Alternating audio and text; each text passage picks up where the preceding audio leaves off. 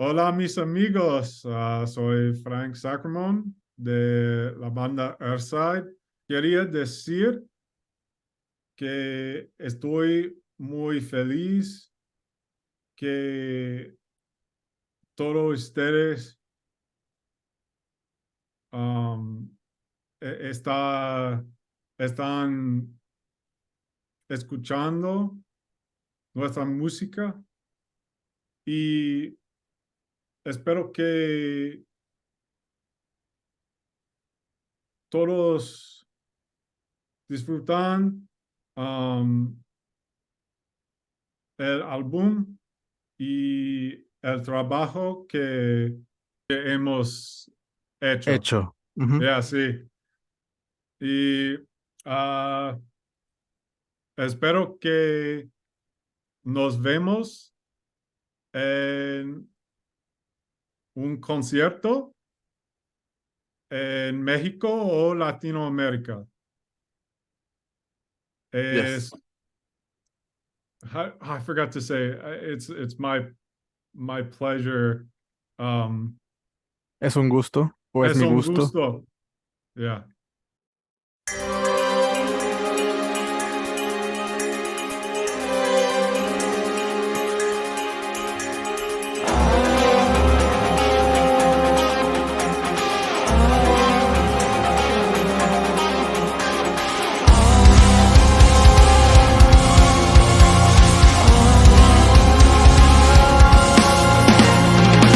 Thing I know is you don't know enough to know what you don't know. The only truth you find is the one you're looking for. ¿Cómo está tu español, man? Ah, más o menos. No he practicado en mucho tiempo porque ah, no he estado a Latinoamérica en ah, 6 meses. Ok. Y ¿Cuánto pasaste acá en estos países? el último año, Ok. 4 meses. Y este año solo 2 veces a México. Oh, ok. A So, Ciudad de México y Tulum y Playa del Carmen. nice. On a vacation. Sí. Y mis amigos en México. Right. Well, Yeah. I hope that Jimmy learns some Spanish along the way. Ok, sí. Yeah.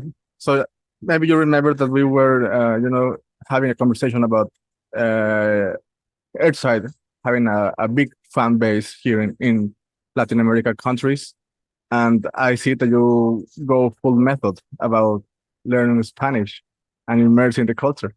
Yeah.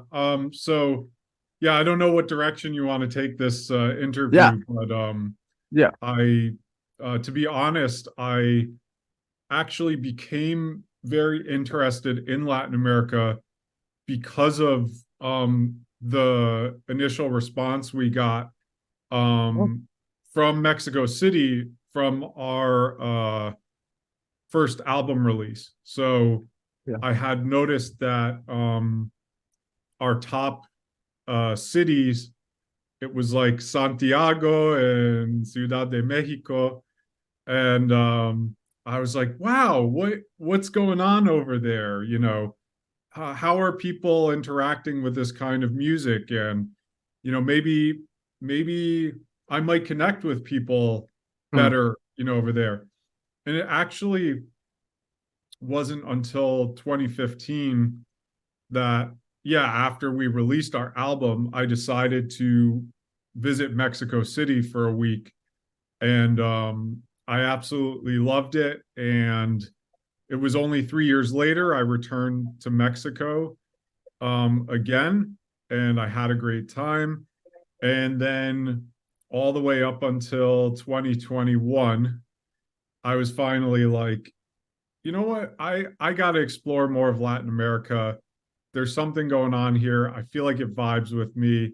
You know, I'm all about being the sad boy prog rock guy, but also, you know, the perreo master of the universe. So Nice. that's I felt like there were more people I could relate to, where it was like that, the not just the kind of more energetic parts of Latin culture, but Right. also their the people appreciating lots of different kinds of music, and still appreciating metal music, and still appreciating rock music. And I found Right. myself connecting with many different people. So I really loved kind of the blend of all the things that was in the culture. And yeah, so I found myself coming back and living in different places and visiting different places. So it all kind of started because of Earthside, and because of the response we got from the Latin community, which I am so grateful for. And every time I've gone, I've tried to do meetups with Okay. Earthside fans and fans of, you know, rock, metal, progressive music. And so, you know, I posted on Instagram, you know, and times before and stuff, but you know, I'm always trying to meet up with people there and talk to them. And even in Peru, I went to someone's apartment who was a fan of the band, and met their mom, and their friend came and he showed me his Oh, music and what he nice. was trying to do like in Peru, and building like his kind of cinematic and progressive rock music over there. And we talked a lot. So yeah, it's just been an honor to meet so many different people, and yeah, be a part of this. So yeah. Yeah, music connects people in unexpected ways. Funny enough, two of the people you met over here are from the from our blog Retumba. One is Lucy from El Salvador, Yeah. and the other one is Brian from Colombia. She also Brian, posted yes, a yeah. picture. Yeah. So Uh, yeah, so and in Mexico. So the first, I think the first like meetup I ever did was with Omar in Mexico City. I don't know if you know him. He's had a company like Treehouse Productions. Um and so that 2018, that's when I had the first meetup with people from okay. Mexico. But anyway, yeah, I tend to find myself, like I said, I'm trying to visit and meet people from the community all over Latin America. And it's great that you took that leap or effort or just confidence in yourself to meet fans. I mean, for one, Earthside is special in its music and the kind of connection it creates with the listener. And this is why I'm here. This is why a lot of people is anticipating your newest release. So thank you for being here today and joining with me. Please think of this as a just casual conversation between just two recent friends, or me as the Yeah, fan, you as the and artist. people who love Uh, music. Yeah, yeah, exactly. Well, it is my intention to discover and learn of what it took from you to create this album. But before that, my icebreaker question is just to ask you about your origins with music and how do you remember to find music that music was special for you, in your early yeah, years. sure. So I mean, I was kind of thrown into music before I really had memory. My parents put a violin in my hand when I was 4 years old. Mm, So um, all I've known my whole life is music. So I started playing classical violin from when I was 4 years old till about 13 years old. I started playing the piano when I was about 6 years old. Um, and I still kind of continue to do right. that. Um, so yeah, I was kind of thrown into learning classical music and performance, and you know, I've been playing in front of people ever since I was really young, doing recitals and all of those things. I played in orchestras through high school. So yeah, my music journey started very early. But kind of where it diverged was um a few things happened. One, I met Jamie when I was about 6 or 7 years old. It's kind of rough on the timeline. Um, and he had a strong interest in music. He was also taking music lessons. And we're both from a town of like 4,000 people. So it was kind of a strange coincidence that we met each other in such a small little town and lived so close to each other. And we would hang out and listen to music together, and he had an acoustic guitar, and eventually we just started trying to like do our own thing, create our own music. Okay. um and I think when I was around 12 years old or 11 years old, my parents bought me this like really cheap keyboard that had backing tracks and all this stuff. So I think once I discovered I could play chords and melodies in different ways and create my own music, I just kind of fell in love with that, with the idea of creating and producing something of my own. Um, and I never really enjoyed playing other people's music that much, to be honest. Mm, mm, So once I started getting rolling with that, kind of by the end of high school, I got into Berklee College of Music and I went there for a year, but I didn't want to study music in that way, and I didn't want to practice my instrument because I was more in love with writing music and producing and all of that stuff. So yeah, basically once I realized I could play music and create it, that's where I stayed. And basically, yeah, Jamie and I were making our own stuff and showing it to each other or collaborating. So we were doing that since we were like 12 years old. Um, so I could go on for probably like 10 hours about where I it's started and fine. where I It's ended fine. up. You know, I've It's had fine. some crazy, you know, journeys through all different kinds of music. From I've kind of had a journey through all different types of music. um you know, one of our good friends, Jamie and I, he ended up became blowing up on YouTube as like a pop music Oh, guy and producer. And, you know, I did like live sound engineering for a tour through Southeast Asia with him and working on some pop like production. I've done hip hop production. I've, you know, done electronic music production and done some stuff for independent films with that. So I've kind of explored all these different areas of music throughout my life. And I'm always someone who's really fascinated and in love with all these types of genres. So it's like hard for me to stay focused on one thing. My mind is always like, oh, I could really do something in hip hop, or I could really do something in electronic, or you know, I can really do something in rock and metal. And I'm always, yeah, I feel like I have to do everything, but there's only so much time, in our lives to well, this is to do exactly. everything. So anyway, the long story short is, yeah, my experience and exposure to music goes back a long, long time, and there's a lot of details to it. But if there's anything specific you want to know, you can just ask me.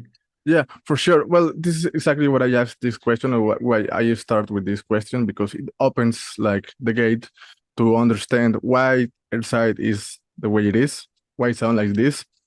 You were exposed to music even before you were fully conscious about music. I mean, to the theory or to play an instrument, even before you gain consciousness about what do you like, Yeah. So and over the years you are curious about all sorts of aspects of music, and it shows in Earthside because well, maybe this is too early to jump in this part of the discussion, but Earthside doesn't have like a particular thing, it's very broad in the scope. and it is not trendy. It's not about cliches, Yeah. and this is not something usual. So, one question: when you start the band Earthside, what was like the goal? I mean, Jamie is your long time lifetime friend. Were there any specifics about Earthside, like in particular? I think Earthside was just a natural evolution of a lot of growth musically. I think, as far as things that, influenced us to getting there, I mean, certainly, I think from us playing classical music and being exposed to orchestras, once, the artists who kind of incorporated strings into rock, metal, but also like electronic or hip hop or all these things. Like that seemed to really sit with me, and I think with Jamie a lot too. Like when Metallica S&M came out, the first S&M album, it was like our minds were blown because it was just like, okay, you can do proper orchestral arrangements with rock and metal, and it's just massive. It sounds amazing. And that was definitely a catalyst to the direction of, we were like probably like 12. I don't even remember. Yeah, when that came out, it was like 99 or so, I forget. But yeah, it shows our age at this point. But yeah, so Yeah. I think no, it was just a natural evolution. Okay. We, like I said, I got my first keyboard, Jamie got a Squire guitar with a cheap amp, and we just started playing around with music. And then eventually we got better equipment, and our friends came over to jam, and we started playing in bands. And then I met Ben in high school. And then after, Jamie and I had been jamming, and trying to create music. Once Ben came around, we decided to jam with Ben, and eventually formed this band called Bushwhack, which was an extremely experimental band. Trying to, I think we just kind of like pushed our limits and curiosity of music. So we would just throw all genres just randomly into our songs, and sometimes it didn't make any sense. But we did it. I think we were just excited to try all these new things. And what came out of that was us learning what we liked and didn't like about our experimentation. Exactly. So Bushwhack, the band, was just, I would call it like a massive experiment of trying to push ourselves and trying different things. We weren't trying to be anyone. We weren't trying to be the next Porcupine Tree. We just said, we're going to be us, and we're going to just try everything we can and see what works. I think eventually we stumbled upon our sound just through that experimentation. And I think one day we wrote The Closest I've Come in a band practice. And I think from there we realized, oh, hey, I think we found who we want to be as a band. So we kind of ditched the random, so one, I think we jokingly call Bushwhack like Haken before it was Haken, like before they even released a record, like we did it like really early. But then we went in a totally different direction with Earthside. So I think, yeah, it was like we were more in that Dream Theater-ish, like just play around with all these random sounds and, arrangement. But then once we found like the Closest I've Come kind of sound, we've all, and especially me, have been love like movie soundtracks and kind of cinematic and emotional music. And yeah, once we put that all together, that's where the sound of Earthside really started. But it was a long evolution, like many years. Yeah. And that part was important, just to experiment, just for the sake of experimenting without any particular goal, because it led the band to this point, Earthside. And let's go back to 2015 when you released a Dream in static. I remember listening to the first single and being blown away by the sound. You know, I was of course 8 years younger, but I remember being confident about. I have never heard something like this before. You know, cinematic and just big in emotion. So for that reason, I think it resonates with a lot of music enthusiasts, especially in prog. I know that the band doesn't necessarily fit the prog regime. Speaking of Dream Theater, Haken, Porcupine Tree, Yeah. and Yeah. etc. But well, it kind of has become like big point of anticipation for the band to release second album. 8 years have happened. So how do you feel about finally release or we're about to reveal this album in less than 2 weeks? I mean, it's definitely surreal. I think, you know, it's it's so hard to kind of explain. I think there's so many different things that I feel. Um, you know, I think I feel like this album is something special. I think it is rare now for artists to to I guess to no, what am I trying to say? I think in our current culture with streaming and the Yeah, internet and everything, you know, bands are less inclined and less motivated to try to create these large, ambitious works of art because of the limitations of, I think, our society and the way you succeed as a band and as, you know, an artist nowadays. Um, and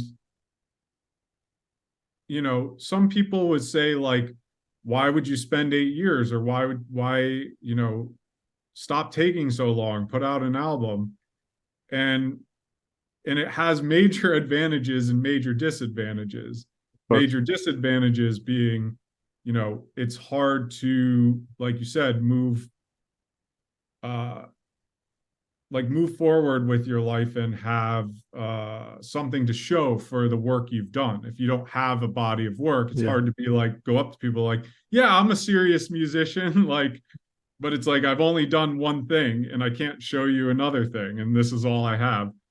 But on the other hand, um, you know, while some people may say it's a weakness, I would say that name another band besides like Tool and Carnival that's like taking, you know, 10 years to put out a record. And in our case, I don't know if Tool was working on it the whole time, but like in our case, we're like genuinely working on our records. Like we're working on our art. And right. we are providing the rock and metal world with a record that frankly I don't think anyone else is putting the time into doing, for better, for not to like because there's so many bands I love out there. I'm just saying it's different. Like we're presenting this very ambitious project that wouldn't be heard and wouldn't be a part of music if like we didn't sacrifice our time to do it. Um Maybe that sounds self-centered or sounds like I'm, you know, dissing other bands, but I'm really not. I think it's just, I think it is what it is. Like we set out to do something very ambitious. And um, I think for as many people say, why would you take 8 years? I would also say, yeah, it was maybe not worth it. I'm not sure in retrospect when I look back in my life. Maybe it was because a lot of personal hardship came from that. But it's also undeniably something completely unique, that's going to be put out there, and no band will have the sound of this record, and I can guarantee you that I can guarantee that this is a completely unique experience from anything else. And I can second that. I'm honestly, I'm not just saying this. I'm out of words to describe it, and I pride myself in finding words to describe music. But it's really beautiful, really, really beautiful. I want to say it's beauty in painfully articulated form, and pain is a necessary investment for progress and even to create something of beauty. And as I mentioned in my post before, this is art, not a sport. And the band took 8 years of their life, personal life, to create this work. And you mentioned something that is interesting in a way, that this album almost destroyed your lives and friendships. So, this is maybe a heavy question, but what do you mean by that, or how did the band ultimately avoid or manage to to keep the friendships and the band intact and finish this album? Yeah, I don't know. I mean, the thing is like I have a lot of history with these guys, like I told you, I've been friends with Jamie since I was like 6 years old. I've been friends with Ben since I was 14 years old, and I'm 34 now, so that's 20 years and 27 years, of Right. knowing these guys. So it's a long, long time, and they're kind of like they become your family. So, you know, you're yeah, I like to tell my friends I've been in a marriage, since I was like 14 years old, because I've made a lot of sacrifices and choices to be, with these guys, and they have for their own lives. So it's kind of like being in that kind of marriage or relationship, and you're gonna have, and it takes a lot to work through these very heavy times and questions where it's like we all want to be great artists, we all want to be friends, but then the price of kind of all and be a business at the same time. So the price of all of those things coming together, well, you do pay a price. It's something that comes with a lot of disagreement of what direction you want to go, and especially if you're trying to make very ambitious art, you're when something stagnates in your personal life, you're going to blame it on the band or your friends, or why do we do it this way? You wanted to do it this way, I wanted to do it this way, but this. And i think I think probably we survived due to the fact that I I care a lot about the music I make, and I also care a lot about my friends, even if I blame them for certain things, right? So, in spite of all of that, I don't know what made me feel it was worth going through this process with all the things that affected my own personal life. I think we all just truly love music and art, um and we can be very obsessive. Um so there's so many factors to it, but I think yeah, in us we do really care about the art, the friendships we have, and for some reason, like feeling like letting this go, it would just feel strange. That's kind Yeah. of like part of our lives. Not sure if I really explained this well, No, but it's a try. difficult subject to kind of find all the nuances in. You made me remember of a line someone from another band told me. I'm gonna read it for you. He said, "Getting an album release is like a punishment you have to endure for the sake of writing music." And I mean, if you are not making music just for the sake of the product itself, but for inner satisfaction first, and put that out of the world and in the world, I mean, that's a special. And I read in the press release that you are accredited with the with naming the album or saying the phrase "Let the truth speak." Yeah. Is this phrase a reference in truth in the an ethical sense or in the way of, for example, there is this poem, English poem with a famous phrase, "Truth is beauty and beauty is truth." You know? Uh-huh. I don't remember saying what I said, so I guess I was having a conversation with Ben and he felt moved by that phrase or the words that I said at that time. But I think what I was referencing was something like that. He probably has a better answer than I do because I don't remember. Okay. I'm trying to think what I would have said, and maybe it would be something along the lines of like that everyone has an opinion or there's, you know, there's kind of these structures or orders to societies or psychological ways we kind of just fall into certain modes of thinking or whatever, and that sometimes you just have to like step back and let the truth speak and not be and kind of pass the microphone to someone who knows more than you or a truth about life that is maybe uncomfortable for you. Right. And sometimes you just need to let the actual truth be the truth and let it, let it be the voice instead of your own or saving your own uh or trying to cover your own opinions or whatever it is, right? So maybe it came from some kind of philosophical conversation like that. Right. Right. Okay, yeah.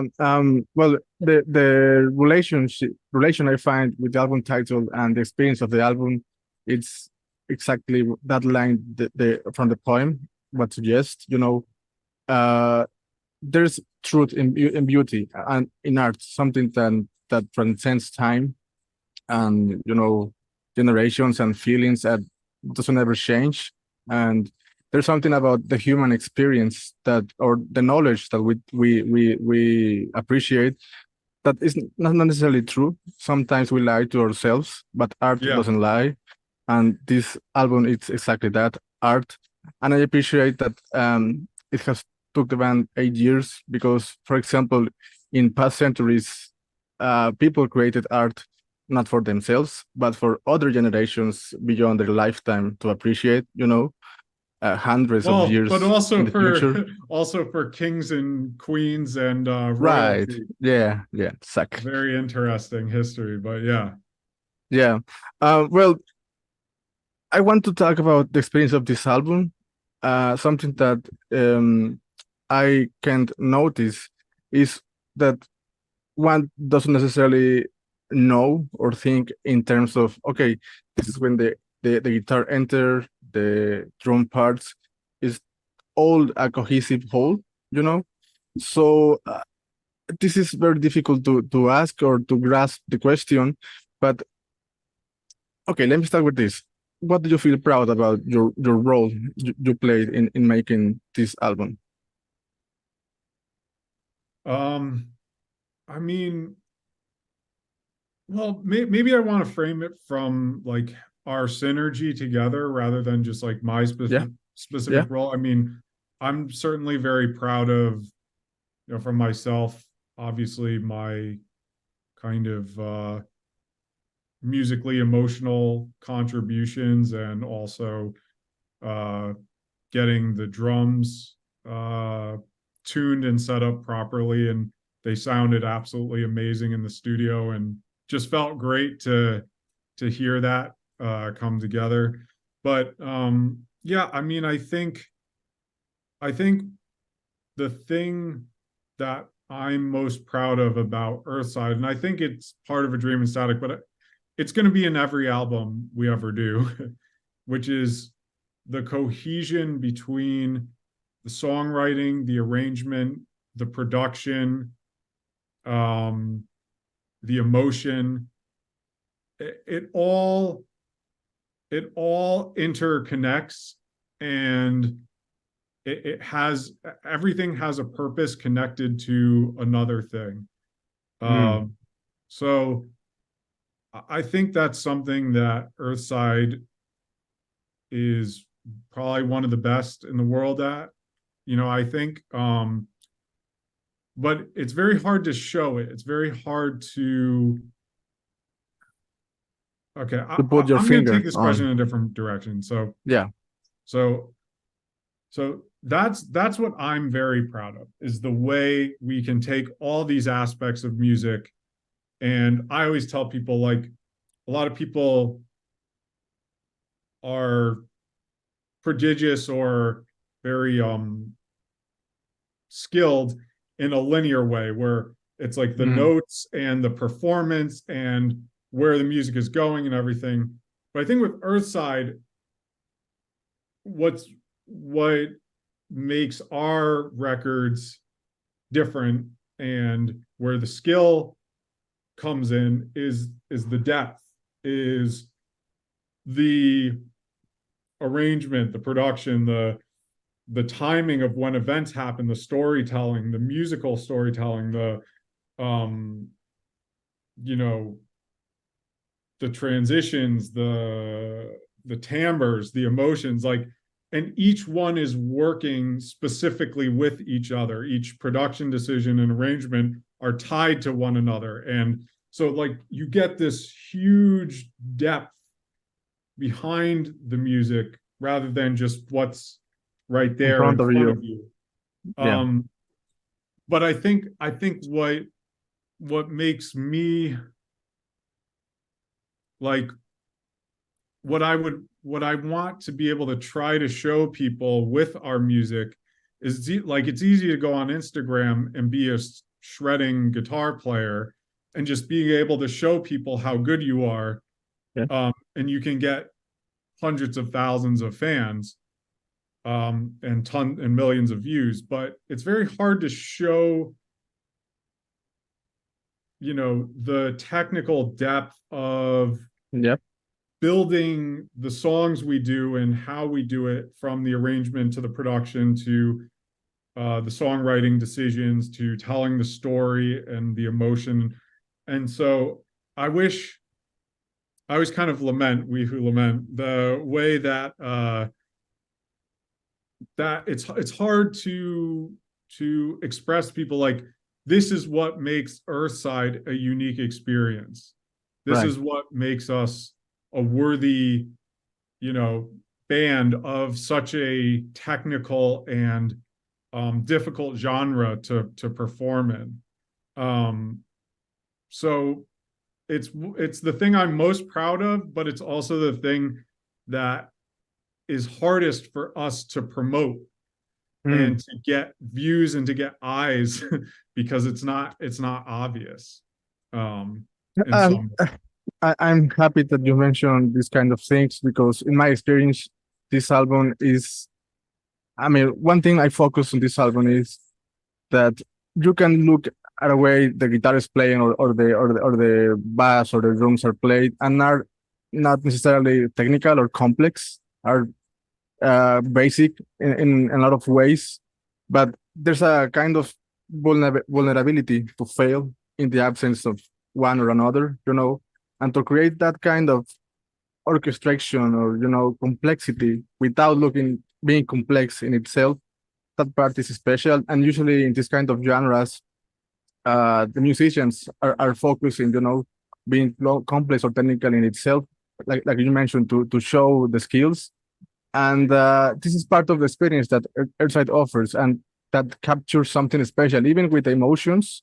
You're not trying to be cheesy or to trying to feel like this, feel sad, feel happy.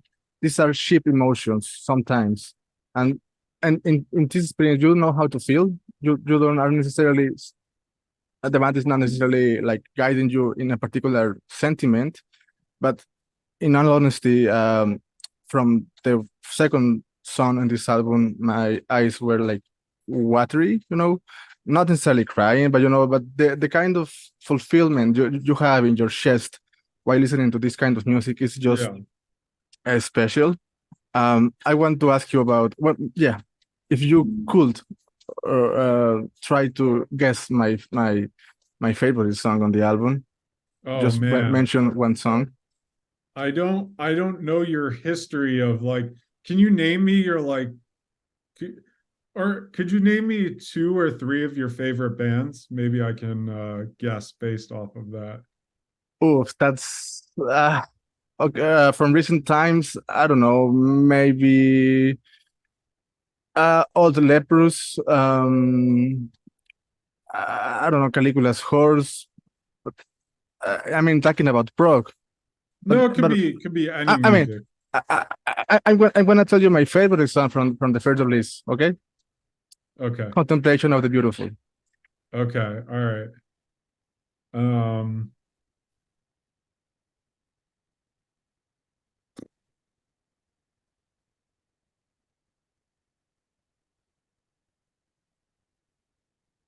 This is man. kind of a big clue for me. I think, see, I'm actually surprised. Some of the people who have gotten early access to the album have said watching the Earth sink is their favorite song. And I never would have guessed that for a lot of people. But apparently it's been getting some Big good praise. praise. And I feel like that song has more of a vibe of contemplation. Um, but I did write contemplation, so and I did write All We Knew and Never Loved. So if you like the Interesting. way I write music, it might be another one of my own songs. So uh Interesting. I I guess I would Go oh for. man. What? I'm gonna tell you my favorite song. Yeah, It's go Tyranny. ahead. Tyranny. Tyranny. Uh, Okay, all yeah, right. yeah. Because I think in the first album, the Contemplation of the Beautiful sentiment is like the closer chapter. That big is Yeah. expansive, and this time I was hoping like it would be like a kind of a build up, but this song's delivered with the tyranny screams in this song. It's just like okay, now I'm fully served. Let's see what You else is know, this album has to offer. You know Yeah, what? but That makes sense because the way that Pritam delivers his vocals is kind of similar in some way to Eric's vocals on Contemplation. He really puts it all on the table and just screams his heart out, and you can feel that emotion in the performance. So I can see that. I can. yeah, but also the song with Dan Tompkins kind of have a similar purpose, like the Contemplation of the Beautiful, like a closing song. Yeah. But this time you have We Who Lament like to add more depth to the experience in the ending. How do you orchestrate or construct the experience in the order of the songs? Because I'm guessing you didn't necessarily write in this order, okay? So No. That's all Jamie and Ben. I don't okay, ever think about album track listings. I'm just like, okay, all I care about is like making good music and then my nice. job is done. Whereas like, I think Jamie and Ben are more into the, you know, Finding um, vocalists and that kind of thing. well, they're more into like, okay, what songs go into other songs and how do I order the tracks and yeah, Okay. so that's not as much of my interest as theirs. But you mentioned that you write the ending, and you this was your choice. So again, this was something that Jamie did. You mean the ending, like the last The the, song? the last song. Yeah, I mean, we kind of call me the closer in the band. I mean, my writing style is like no hope. That's kind of that's where I go to. But I've always been an extremely emotionally aware and emotional person my whole life. And I've always walked around like feeling like I carry the burden of all of humans' problems on my shoulders. Like I just feel bad for everything. I feel like I need to be perfect to to at least give some kind of positive impact to humanity because we're pretty much all doomed and we kind of suck as a species. Like we're not good at treating each other well. We're not good at like we could make things so much easier for ourselves, but we choose not to. Mm. And um I don't know, I just carry that with me all the time. Um so when I write music, it's always like That kind of um sentiments. an extreme gut punch Okay. and just everything that I feel and the weight of what I feel of even other people, I carry that weight and it has to come out. And when I write these songs, they end up being the closing song because it's like, how can anything be more depressing and more final than, this music? Mm. Um, and I think so I think that's why my music kind of ends up as like the last as the final songs because I kind of that's the place that I come from um when I'm writing. Based on that, I'm gonna try to guess, even though I will fail to guess your other song in this album. I think like the one that has like a darker feeling or aura is the fourth one, Pattern of Revert. But I don't know if this was your piece. Okay, so that song is a combination of all of our writing. Mm, But it part of the inspiration was from an electronic music song that I produced that mm, it would be cool to release it after the album because the whole middle part um when there's like a lot of double kick and active drums going on, that whole section was derived from an electronic music piece that I wrote. And so it was like part of that song was a combination of different songs we had written, okay. and we tried to figure out a creative way to bridge them together to make like a cohesive song. um so that song is definitely like multiple people collaborating to write it. But there's certainly my influence in there for sure. Okay. So the last song, the closer is from you. Which other song is from you? Just to kind I of think ask a that thing. well, that's the only song I've written completely by myself. Okay.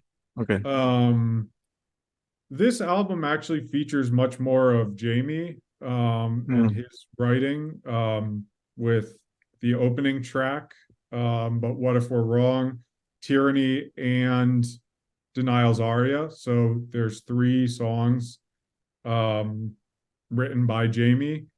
Um, the Lesser Evil was written by Ben with some help from Jamie as well.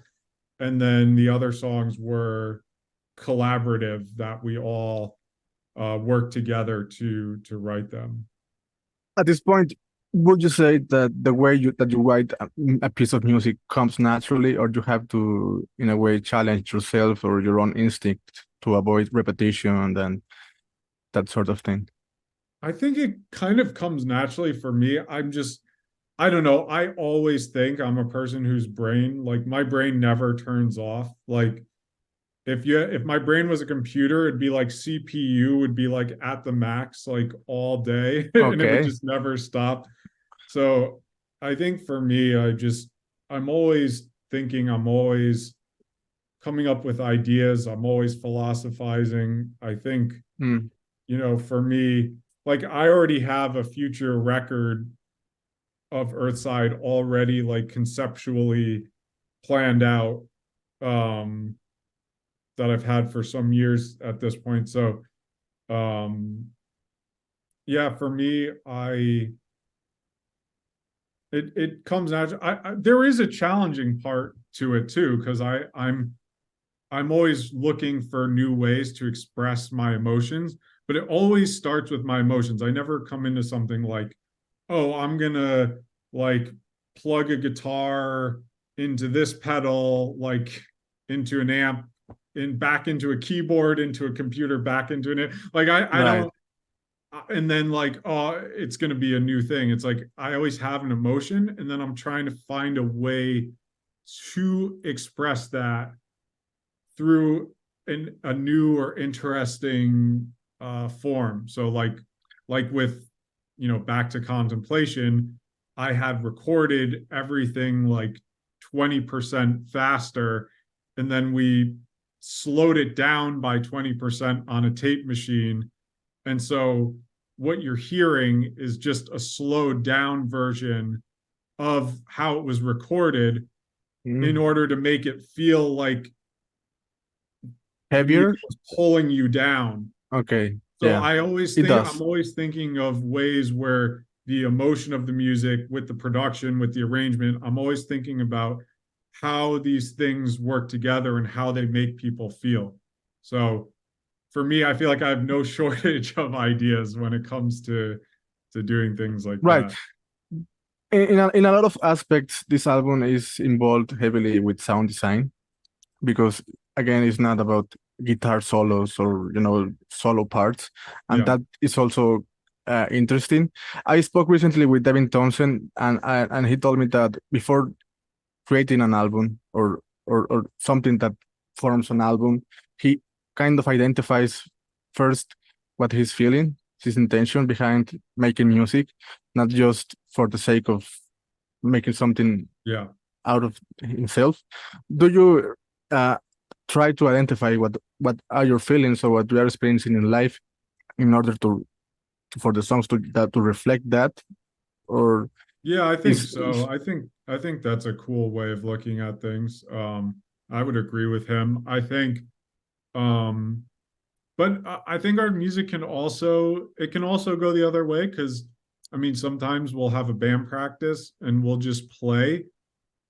Um and someone will play something that's like, that resonates with me. That makes me feel something. And then we try to explore that sound and that emotion and build on it. So it's not always premeditated. Sometimes if we hear an improvisation and let's say there's like 8 bars that were like, wow, that moves me. That is Mm. really interesting. We'll just take that and start to try to build a song around it and see what it makes us feel and see what kind of meaning we put into it as we start writing the song. So I think there's some of both, but it definitely will always reflect what we're feeling at the time because that's always the most important thing for us is to put our experience and our emotion into that music, even if we're building off of an improvised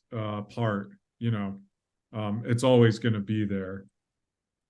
And on the other end, how do you identify when a song is finished? How do you get comfortable when you can sit back and relax and It's contemplate? never, it's not, it's 8 years. No.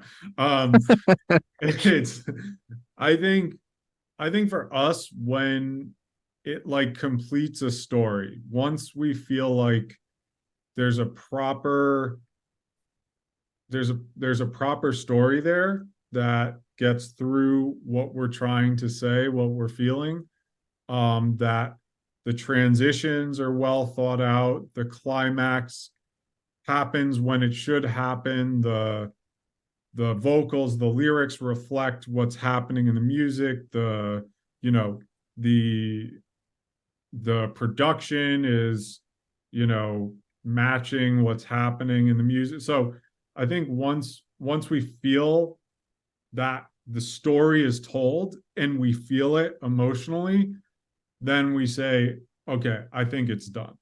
Um, I think it has to satisfy that part to it. It has to be a satisfying listening experience where we're not like, why is this random part just like in the song? It like disrupts, there's nothing that disrupts how we feel, listening through the music. And it shows because the experience with each song is like a something that guides you carefully, throughout, and yeah, it's just full of details and well accomplished. Congratulations for that. Are you the kind of artist or composer that looks back and regret things and try to change those kind of behaviors in the future? Wait, sorry, say that again. Yeah, the kind of artist that reflects on past compositions and try to avoid that kind of things or fix that for future pieces. Um, a little bit. Like, I think A Dream in Static was a huge learning experience for us. And when we did this record, I think we were able to make some decisions like where we knew how it would turn out rather than kind of not knowing. So yeah, in a way, I think we try to reflect upon what we've done and tailor our new direction with those reflections and understanding what worked that made what we did great and other things where we felt like we fell short. Okay, I asked these last questions because, well, 8 years, I mean, it kind of could be or can be obsessive for an artist, to spend that much time in their piece. So, but in the end, again, it shows and it pays off. I have a couple of last questions. Yeah, of Um, course. One is about your music taste. What would you recommend from recent times that, likes or interest you in a big way? You know, that is a good question. Um,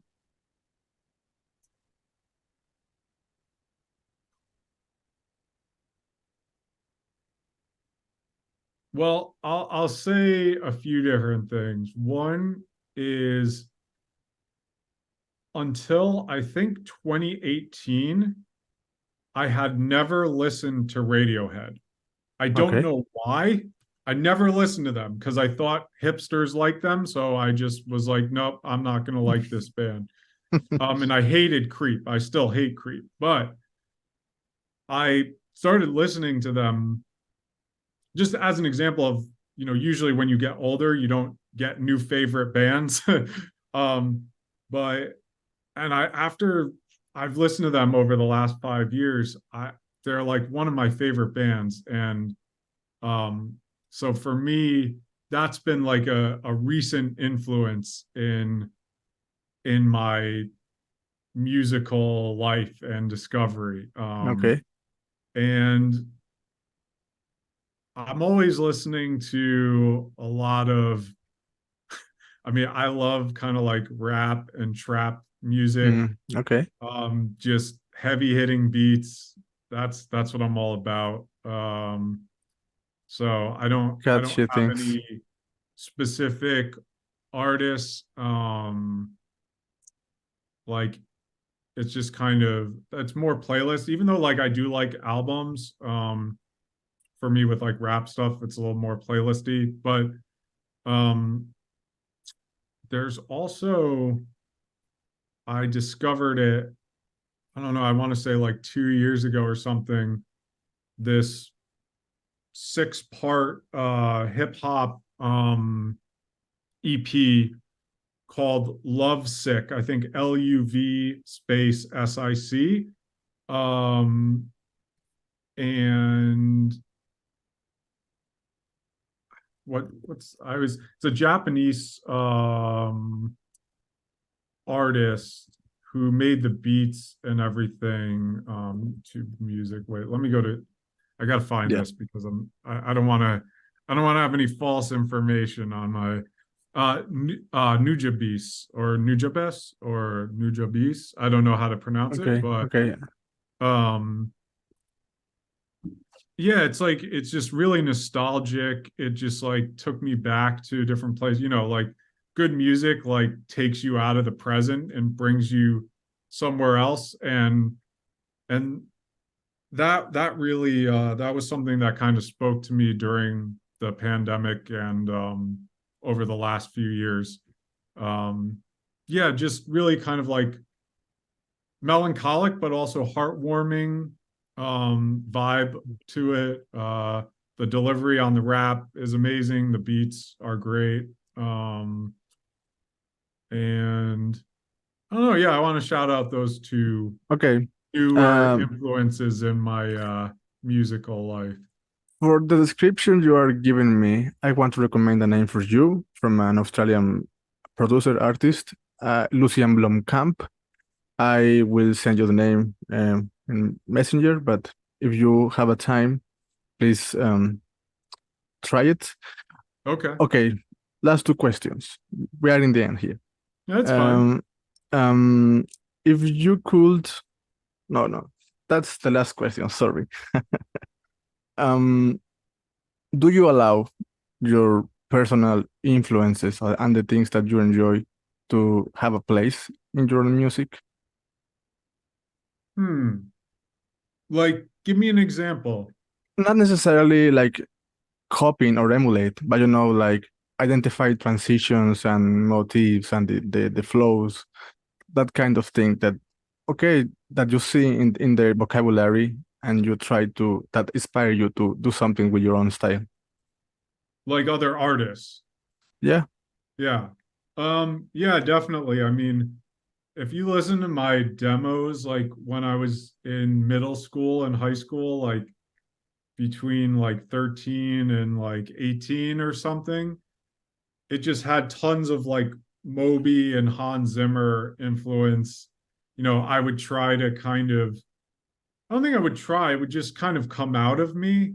Because I just emotionally for some reason those artists really like struck a chord with me, and you can definitely hear when you listen to all those old songs that I wrote. Okay.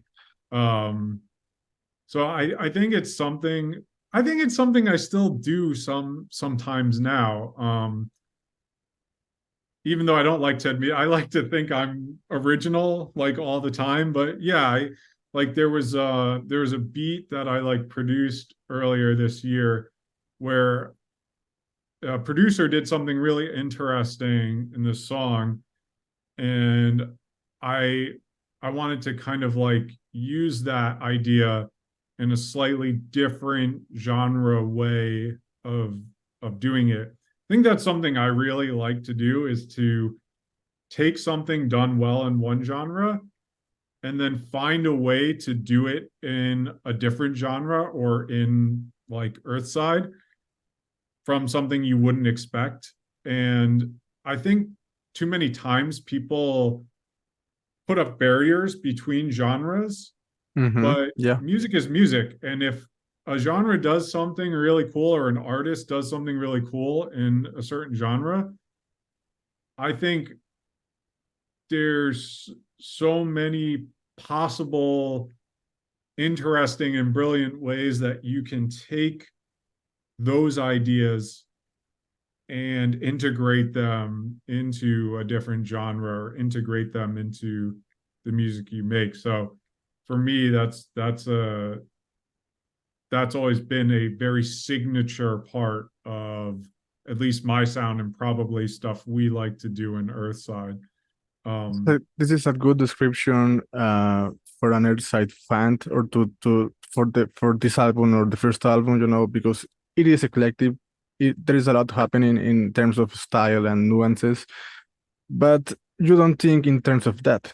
Like, okay, now is this thing, now is that thing that belongs to other style. It's just That's how we used to be, right? That when I was right, talking about Bushwhack, our high school right. band with Jamie Ben and I, um, that's what we said. Okay, we've got the jazz part that then goes into the like classic rock metal riff that then goes into like the like um guitar solo and then like a random strings like melodic yeah, it that's how we used to put stuff together. But after doing that for so long, we then were able to like things started being able to be blended instead of just here, here, here, here.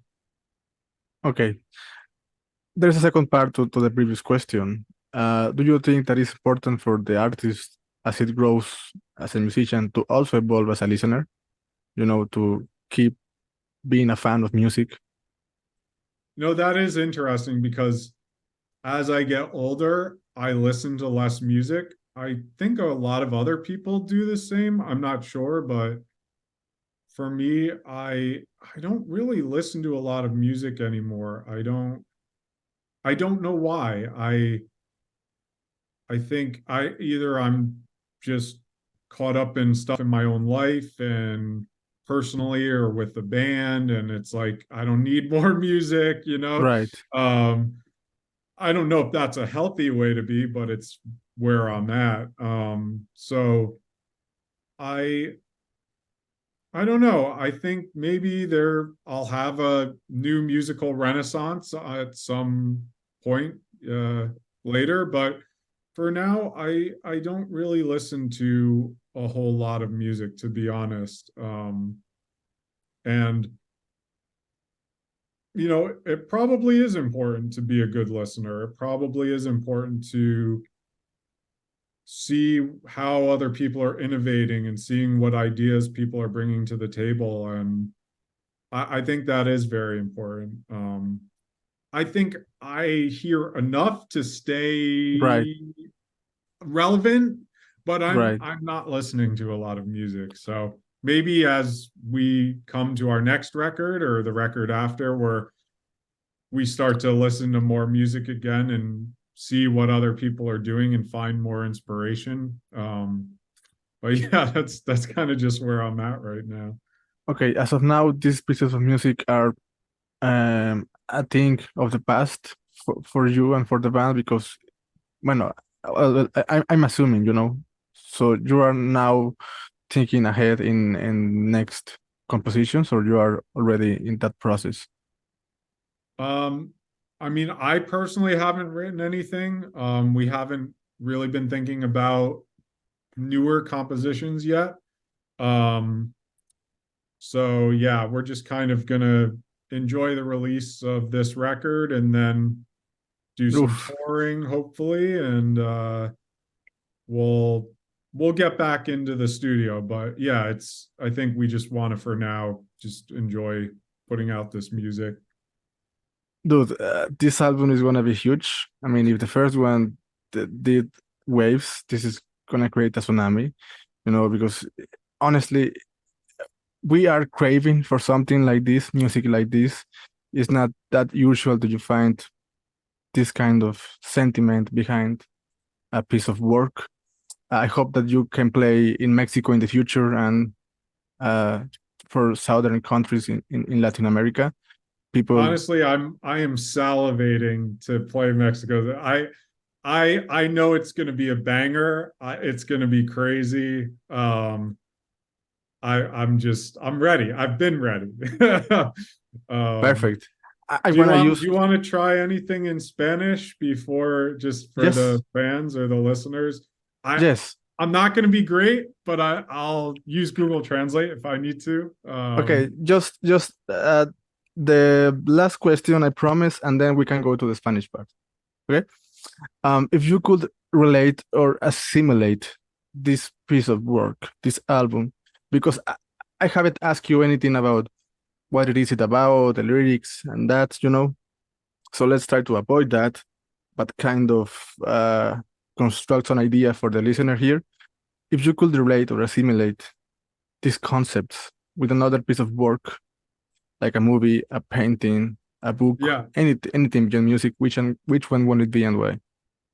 Well, there was I think Ben found a painting that I think is a really great kind of general embodiment of the album, which is I think the painting is called Fight with Cudgels.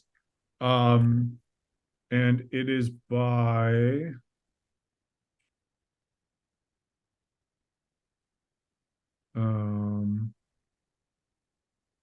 Francisco Goya, Okay. and it's two men beating each other with sticks, fighting while they're both sinking in quicksand. Mm.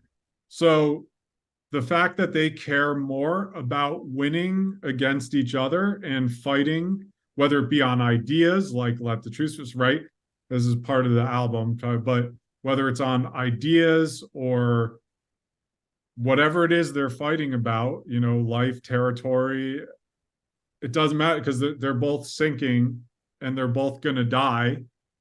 Yeah. But they've chosen instead of to, you know, Try to say help each themselves other or or help to each other. realize they're both sinking or to at least have some closure before they sink into the quicksand.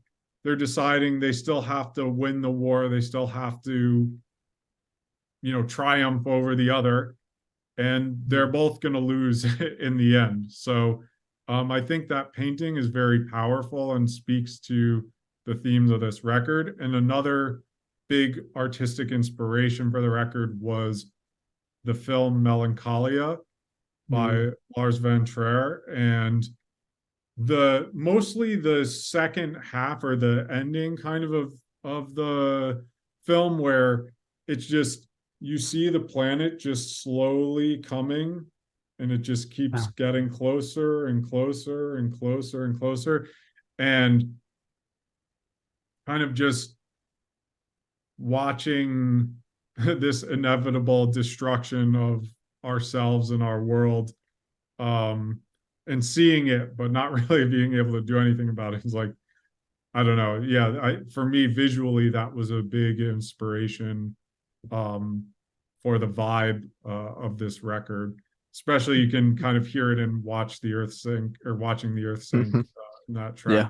And the Yeah. ending is just I don't know if it's the mastering just smashing everything, and the everything's just all distorted and crumbling.